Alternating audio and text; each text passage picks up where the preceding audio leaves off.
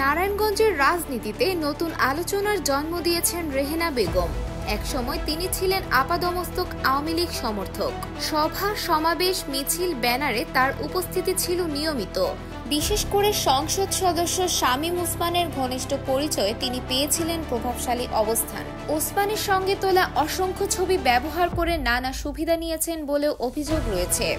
রাজনীতিতে তার সক্রিয়তা এতটাই প্রকাশ্য ছিল যে একাধিকবার নৌকা প্রতীকে ভোট দেওয়ার ছবি তিনি নিজেই সামাজিক যোগাযোগ মাধ্যমে ছড়িয়ে আওয়ামীবাদের প্রতি নিজের আনুগত্য প্রকাশ করেছিলেন।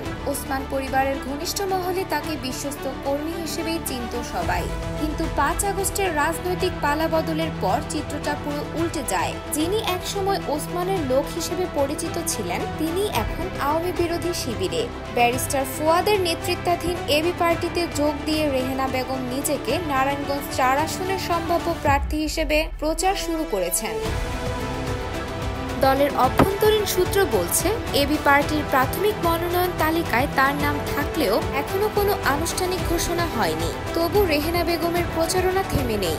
ফেসবুকে নিজের পোস্টার, ব্যানার, প্রচারণা ভিডিও ছড়িয়ে দিচ্ছেন নির্ভয়ে। রাজনৈতিক বিশ্লেষকেরা বলছেন, রেহেনা বেগমের এই নাটকীয় রূপান্তর নারায়ণগঞ্জের রাজনীতিতে নতুন প্রশ্ন তুলেছে।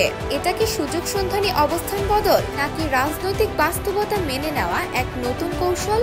এক সময়ের আওয়ামী সমর্থক এখন নিজেকে আওয়ামী বিরোধী নেত্রী হিসেবে তুলে ধরছেন। তবে এলাকাবাসীর চোখে তিনি এখনো সেই পুরনো রেহেনা বেগম, যিনি রাজনীতির হাওয়া বুঝে রং বদলাতে জানেন নিখুঁতভাবে।